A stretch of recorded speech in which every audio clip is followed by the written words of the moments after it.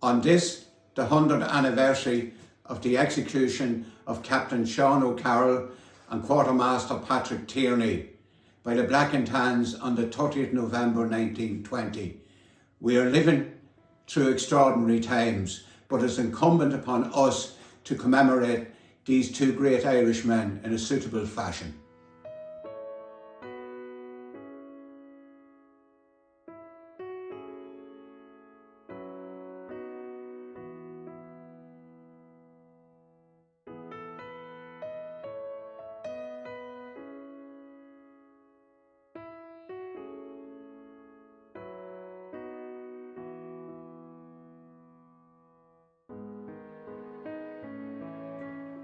I'm now going to introduce Imelda Munster, Sinn Féin TD for Louth and East Meath, who is going to read out a statement that was given in 1991 by Delia Spillane, sister of Patrick Tierney. Around midnight on the 30th of November 1920, the whole family was in bed in the house where I now live in Tierney Street, then Tisdale Street. We heard a loud banging on the front door, and almost immediately the door was broken down and several Black and Tans rushed in and searched all the rooms in the house. After a short while they took my brothers, Pat and Martin, outside the front door. Then they put Martin back into the house and told us not to come outside or we would be shot dead. Soon afterwards we heard shots outside, and when my father went out some time later, he found my brother Pat dead only a short distance away on the far side of the road. He had been shot through the head, his arms and legs were broken, and his stomach had been ripped open with a bayonet. The first two persons to come onto the scene were Kate Smith and Mickey Callan. Then came Joe Dolan and Andy McEntee. Canon Lyons, who heard the shooting in the parochial house across the river from us, came next. Dr. Steen and Nurse Cummins, a member of Cumann came and cleaned him, patched him up and laid him out on his bed. The Tans were all drunk, and we found several empty bottles of whiskey and rum in the hedge across the road. Dr. Moore held a post-mortem on the body. The cause of death was certified by a military court of inquiry as shock and hemorrhage from gunshot wounds. Pat was 26 years of age. Pat was buried in Ballapoosta in the same grave as his ancestors, dating back to 1858. Sean O'Carroll, an Irish teacher, was murdered the same night in Railway Street. Jimmy Farley, who was deported to a jail in Wales after Easter week 1916 rising, escaped out the back door of his house into Railway Street as the Tans were at the front door looking for him, and he took refuge down the railway line. Before the Tans went off, they said they would come back and burn the house over our heads. Shortly after my brother was murdered by the Black and Tans, I joined Cumann. There were 16 to 17 single girls and married women who joined up with me at that time. We organised concerts, dances, plays and raffles to make money to help the boys on the run. I cycled with dispatches to the Examiner office in Dundalk, to Morgan's at the Pump in Dunleer, and to Eugene Kavanagh Ballapoosta, who was commanding officer of the Irish Republican Army in the Ardee area. I also attended Cumann meetings in Drumcondra, Lobanstown and at Nurse Cummins' house, Dundalk Road, Ardee, where she gave us lectures in first aid, and also at Keenan's house, Bridge Street, Ardee. I attended an All-Ireland meeting of Cumann in the Mansion House, Dublin, called after the treaty was signed in 1921. I was invited to the opening of the Garden of Remembrance in Parnell Square, Dublin in 1970, where I met some of my old comrades there. There was a reception in Dublin Castle the night before, with dancing in the Great Hall. I am now 90 years of age, and to the best of my knowledge, the only person left in either Old Cumann or the old IRA Ardee. Signed, Ardee Spillane, Ní Tierney, Tierney Street, Ardee, 30th of July 1991.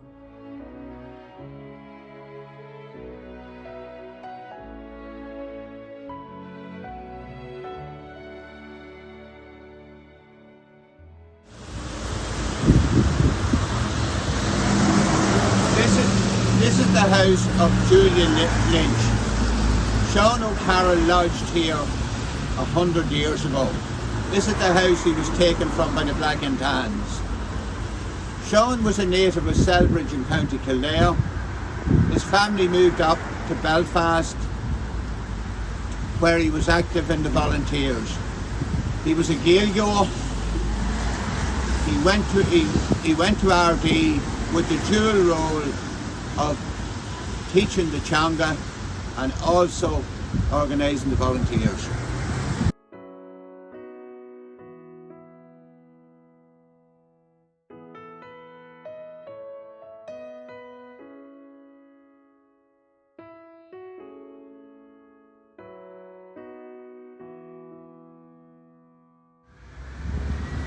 Sean O'Carroll was taken from his lodgings, taken down this street by 20 Black and Tans, and was executed in Railway Street.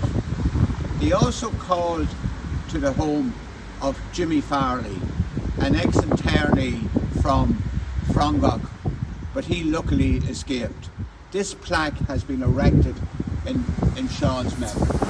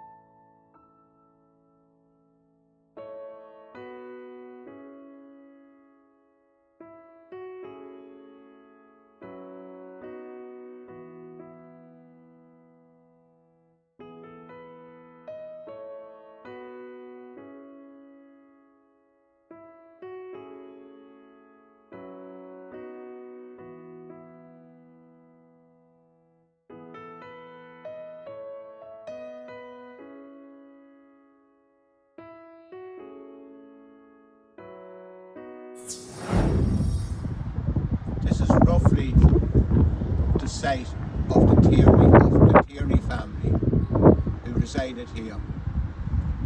Patrick and his brother Martin were taken from their home and taken across the road.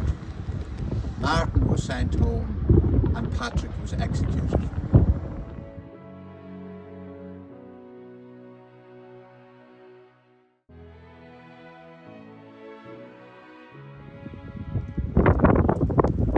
This plaque was erected in memory of Patrick Tierney. Patrick was executed by the Black and Tans on the 30th of November 1920. This street here, where the plaque is positioned, is called Tierney Street.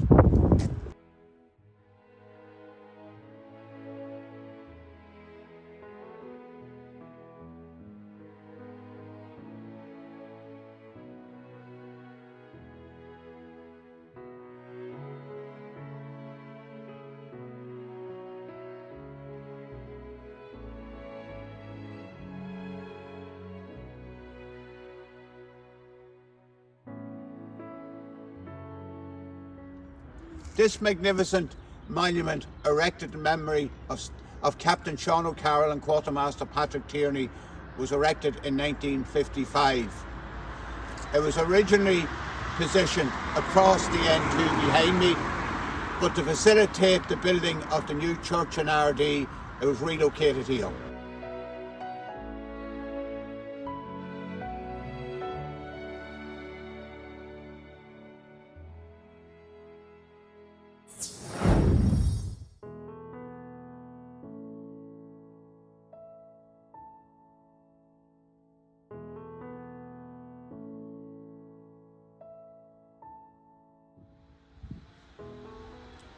This is the final resting place of Patrick Tierney. Patrick Tierney was 30 years of age when he was executed. His comrade, Captain Sean O'Carroll, is buried in Milltown Cemetery. Sean was 25 years of age.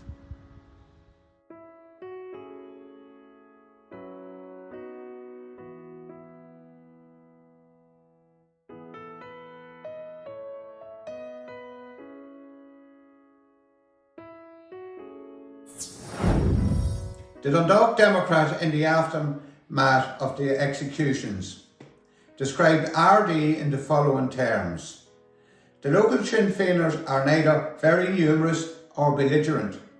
The people are orderly, undemonstrative, sensible, devolving themselves to their own affairs and taking little part at any time in the often turbulent course of political agitation in Ireland. In a word, Ardee is the last place in Ireland in which the shadow of an excuse for reprisals could be found. It's a small wonder that the terror seized the people of Ardee when the midnight quiet of the little town was so rudely broken, when bodies of unknown men broke into houses in the darkness and the rain, when shots shattered the silence of the night, and when news of these awful tragedies spread with 100 terrifying rumours added.